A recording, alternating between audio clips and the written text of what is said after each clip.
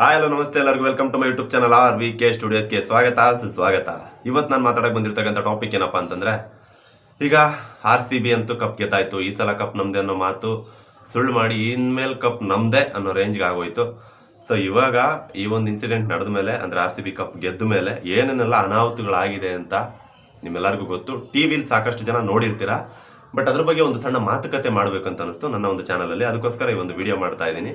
ತುಂಬ ಜನ ಅಂದ್ಕೊಂಡ್ರು ಏನು ಭಾರಿ ಕ್ರೌಡು, ಇಲ್ಲಷ್ಟೇ ಬೆಂಗಳೂರಲ್ಲಿ ಅಷ್ಟೇ ಸೆಲೆಬ್ರೇಟ್ ಮಾಡಿದ್ದಾರೆ ಹಾಗೆ ಹೇಗೆ ಅಂತ.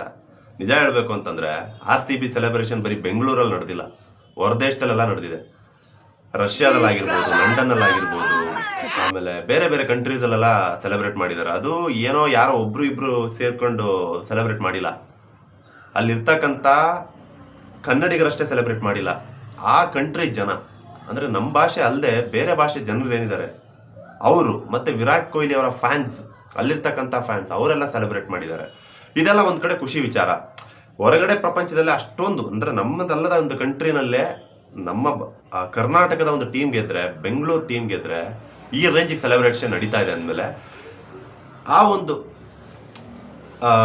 ಪುಣ್ಯಭೂಮಿ, ನಮ್ಮ ಬೆಂಗಳೂರು RCB ಅನ್ನೋ ಒಂದು ಹೆಸರಿಗೆ ನಮ್ಮದೊಂದು ಬ್ರ್ಯಾಂಡ್ ಆಗಿರ್ತಕ್ಕಂಥ ಬೆಂಗಳೂರು. ಸೊ ಈ ಬೆಂಗಳೂರಲ್ಲಿ ನಡೀತಕ್ಕಂಥ ಮ್ಯಾಚ್ಗೆ ಇನ್ನೂ ಯಾವ ರೇಂಜಲ್ಲಿ ನಡೆಯುತ್ತೆ ಸೆಲೆಬ್ರೇಷನು, ಒಂದು ಪಟ್ಟಲ್ಲ 10 ಪಟ್ಟು ಎಕ್ಸ್ಟ್ರಾ ನಡೆಯುತ್ತೆ. ಸೊ ಈ ಒಂದು ಮ್ಯಾಚ್ಗೆ ಅಟ್ಲೀಸ್ಟ್ ಒಂದು ಪ್ರಿಪ್ರೇಷನ್ ಅಂತ ಇರುತ್ತೆ. ಇಷ್ಟೊಂದು ಜನ ಸತ್ತೋದ್ರು ಅಂತೆಲ್ಲ ಕೇಳಿದ್ರಿ. ನಾನು ಕೌಂಟ್ ಮಾಡಿದಾಗೆ ನನಗೆ ಬಂದಂಥ ಮಾಹಿತಿಗೆ 11 ಜನ ಸತ್ತೋಗಿದ್ದಾರೆ, 47 ಜನ ಇಂಜುರೀಸ್ ಆಗಿದ್ದಾರೆ. ಅದರಲ್ಲಿ ಎಷ್ಟೋ ಜನ ಅವರೇ ಚಿಕಿತ್ಸೆ ಪಡ್ಕೊಂಡು ಲೆಕ್ಕಕ್ಕೆ ಸಿಗದೆ ಅವರೇ ಮನೆಗೆ ಹೋಗಿದ್ದಾರೆ. ಇಷ್ಟೆಲ್ಲ ನಡೆದಿದೆ. ಒಂದು ಜೀವ ಹೋದ್ರೂ ಜೀವನೇ.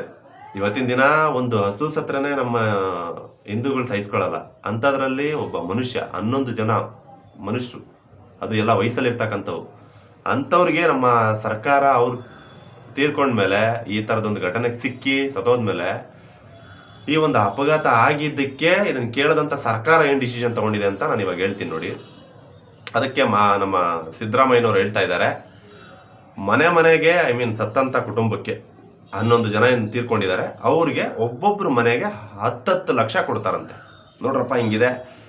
ಯಾರ್ಯಾರಿಗಾದ್ರೂ ನಿಮಗೆ 1 ಲಕ್ಷ ಹುಡ್ತಾ ಇಲ್ಲ, 1 ರೂಪಾಯಿ ಹುಡ್ತಾ ಇಲ್ಲ ಅನ್ನಂಗಿದ್ರೆ ಸತ್ತೋಗ್ಬಿಟ್ರೆ 10 ಲಕ್ಷ ಕೊಡ್ತಾರೆ ಅಂತ ಅನ್ಕೋಬೇಡಕ್ಕೆ ಹೋಗ್ಬಿಡಿ. ಯಾಕೆ ಅಂತಂದರೆ ಈ ಸಾವು ಇವರ ಒಂದು ತಪ್ಪಿಂದ ಆಗಿದ್ದು. ಬಿಕಾಸ್ ಇವರು ಮ್ಯಾನೇಜ್ಮೆಂಟ್ ಸರಿ ಇರಲಿಲ್ಲ. ಅಷ್ಟು ಜನ ಸೇರ್ತಾರೆ ಅಂದಾಗ ಅದಕ್ಕೆ ಸರಿಯಾಗಿರ್ತಕ್ಕಂಥ ಬಿಗಿ ಭದ್ರತೆ ಇರಬೇಕಿತ್ತು. ಎಲ್ಲದಕ್ಕಿಂತ ಹೆಚ್ಚಾಗಿ ಅಷ್ಟು ಜನ ಸೇರ್ತಾರೆ ಅಂದಾಗ ಅಟ್ಲೀಸ್ಟ್ ಆ ಒಂದು ಇವರ ಒಂದು ಕಿರೀಟ ಧಾರಣೆ ಮಾಡ್ತಕ್ಕಂಥ ಒಂದು ಕಾರ್ಯಕ್ರಮ ಏನಿತ್ತು ಅದನ್ನು ವಿಧಾನಸೌಧದ ಮುಂದೆ ಇಡೋದು ಬಿಟ್ಟು ಬರೀ ಚಿನ್ನಸ್ವಾಮಿ ಕ್ರೀಡಾಂಗಣದಲ್ಲಿ ಮಾತ್ರ ಇಟ್ಟು ಮುಗಿಸಿದ್ರೆ ಮುಗಿದೋಗ್ತಿತ್ತು. ಇವ್ರು ಮಾಡಿದ ಕೆಲಸ ಏನು, 3 ಪ್ಲೇಸಲ್ಲಿ ಇಟ್ಟರು. ಒಂದು ಚಿನ್ನಸ್ವಾಮಿ ಕ್ರೀಡಾಂಗಣ, ಇನ್ನೊಂದು ವಿಧಾನಸೌಧ, ಇನ್ನೊಂದು ಯಾವುದೋ ಒಂದು. ಸೊ ಅದರಲ್ಲಿ 2 ಜಾಗ ಬರಲೇಬೇಕಾಯಿತು. ಎಸ್ಪೆಷಲಿ ವಿಧಾನಸೌಧದ ಪ್ಲೇಸ್ ಎಲ್ರಿಗೂ ಗೊತ್ತು. ಅಷ್ಟೆಲ್ಲ ಕಿತ್ತು ದಬಾಕಿ ನೀವುಗಳು RCB ಅಂತೆಲ್ಲ ಮಾಡಿ, ಫಸ್ಟ್ ಆಫ್ ಆಲ್ ಈಗ ನಮ್ಮ ಸರ್ಕಾರ ಏನಿದೆ ಅವರು ವಿಧಾನಸೌಧದ ಮುಂದೆ ವಿರಾಟ್ ಕೊಹ್ಲಿ ಅವರಿಗೆ ಕಪ್ಪನ್ನು ಕೈಯಲ್ಲಿ ಹಿಡ್ಕೊಂಡಾಗ ತಲೆ ಮೇಲೆ ಒಂದು ಕಿರೀಟವನ್ನು ಇಟ್ಟು ಅದೊಂದು ಸನ್ಮಾನ ಥರ ಮಾಡಿದ್ರು. ನಮ್ಮ ರಾಜ್ಯದ ಕಡೆಯಿಂದ ಒಂದು ಗೌರವ, ನಮ್ಮ ಟೀಮ್ಗೆ ಕಪ್ ತಂದು ಕೊಟ್ರು ಅಂತ. ಸೊ ಈಗ ನಾನು ಹೇಳಕ್ಕೆ ಕೊಟ್ಟಿರೋದೇನೆಂದರೆ, ಈ ಒಂದು ಕಾರ್ಯಕ್ರಮ ಮಾಡಿದ್ದು ಯಾವ ಉದ್ದೇಶಕ್ಕೆ? ಜನರಿಗೋಸ್ಕರ. ಓಕೆ, ಅಷ್ಟೆಲ್ಲ ಮಾಡಿದ್ರು ಜನಗಳು ಅಟ್ಲೀಸ್ಟ್ ಹತ್ರಕ್ಕೆ ಹೋಗೋಕ್ಕಾಗಾಯ್ತು ಆಯ್ತಾ? ಅದು ಇಲ್ಲ. ಜನ ಎಲ್ಲೋ ಇದ್ರು, ರೋಡಲ್ಲಿದ್ದರು, ಮೇನ್ ಗೇಟ್ ದಾಟಕ್ಕೆ ಬಿಟ್ಟಿಲ್ಲ ಜನನ, ಮೇನ್ ಗೇಟ್ ಕ್ಲೋಸ್.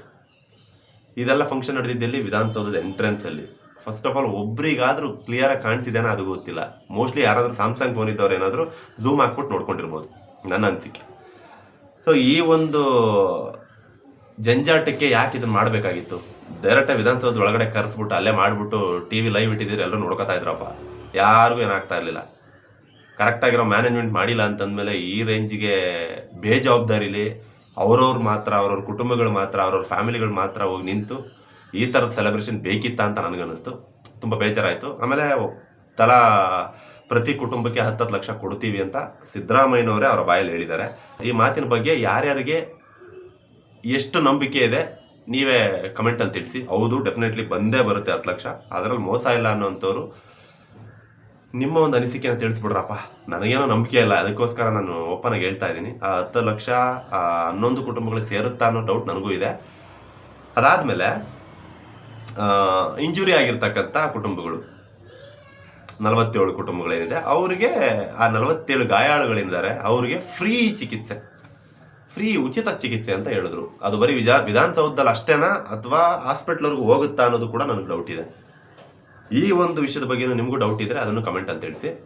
ಸೊ ಇದಾದಮೇಲೆ ನೆಕ್ಸ್ಟ್ ವಿಷಯಕ್ಕೆ ಬಂದರೆ, ನೆಕ್ಸ್ಟ್ ಟಾಪಿಕಲ್ಲಿ ನಾವು ಯಾವುದ್ರ ಬಗ್ಗೆ ಮಾತಾಡಬೇಕಂತಂದರೆ ಸೆಲೆಬ್ರೇಷನ್ಸ್ ಬಗ್ಗೆ. ನಮ್ಮ ಕಂಟ್ರಿಲಿ ಸೆಲೆಬ್ರೇಷನ್ಸ್ನೆಲ್ಲ ಆಯಿತು. ಪಕ್ಕದ ರಾಜ್ಯ ಹೈದರಾಬಾದ್, ವಿಜಯವಾಡ, ವೈಜಾಗ್ ಅಲ್ಲೆಲ್ಲ ಸೆಲೆಬ್ರೇಷನ್, ಮುಂಬೈ, ಬೇರೆ ಬೇರೆ ಕಂಟ್ರೀಸ್ ಅಲ್ಲೆಲ್ಲ ಒಂದು ಸೆಲೆಬ್ರೇಷನ್ ಆಗಿದ್ದು ನಿಜವಾಗ್ಲೂ ನನಗೆ ತುಂಬ ಖುಷಿ ಆಯಿತು. ಇಲ್ಲೊಂದು ಖುಷಿ ವಿಚಾರ, ಒಂದು ದುಃಖದ ವಿಚಾರ, RCB ಮ್ಯಾಚ್ ಗೆದ್ದಿದ್ದಕ್ಕೆ. ನಿಮ್ಗೇನು ಅನಿಸುತ್ತೆ ಅದನ್ನು ಕಮೆಂಟಲ್ಲಿ ತಿಳಿಸಿ.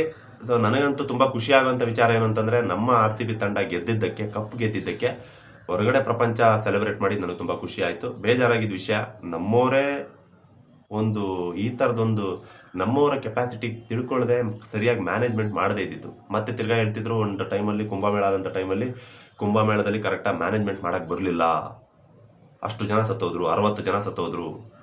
ಹಾಗಾದ್ರೆ ಇವ್ರು ಮಾಡಿದ್ದೇನೆ ಇವಾಗ. ಅದೇ ಬೇರೆಯವ್ರಿಗಾದಾಗ ಹೇಳ್ತಾರೆ, ನಮ್ಮ ಒಂದು ಇದಕ್ಕೆ ಬಂದಾಗ ಅಟ್ಲೀಸ್ಟ್ ಇಲ್ಲಾದರೂ ಅಲರ್ಟ್ ಆಗಬೇಕಾ, ಅದು ಇಲ್ಲ. ಸುಮ್ಮನೆ ಏನೋ ಒಂದು ಪೆನ್ನು ಪೇಪರ್ ತಗೊಂಡು ಏನೋ 3 ಲಕ್ಷ ಸೇರ್ತಾರೆ ಅನ್ನೋ ರೇಂಜಿಗೆ ಬರೆದುಬಿಟ್ರು. ಆದರೆ ಸೇರಿದ್ದಲ್ಲಿ ಎಷ್ಟೋ ಲಕ್ಷ, ಆ ರೋಡ್ ಫುಲ್ ಆಗೋಗಿತ್ತು. ಸೊ ಈ ವಿಚಾರದ ಬಗ್ಗೆ ನಿಮ್ಗೆ ಅನಿಸುತ್ತೆ ಅದನ್ನು ಕಮೆಂಟಲ್ಲಿ ತಿಳಿಸಿ. ಸೊ ಇದಿಷ್ಟು ಮಾತಾಡಬೇಕಂತ ಅನಿಸ್ತು, ಅದಕ್ಕೋಸ್ಕರ ನಾನು ಈ ಒಂದು ವಿಡಿಯೋ ಮಾಡಿದೆ.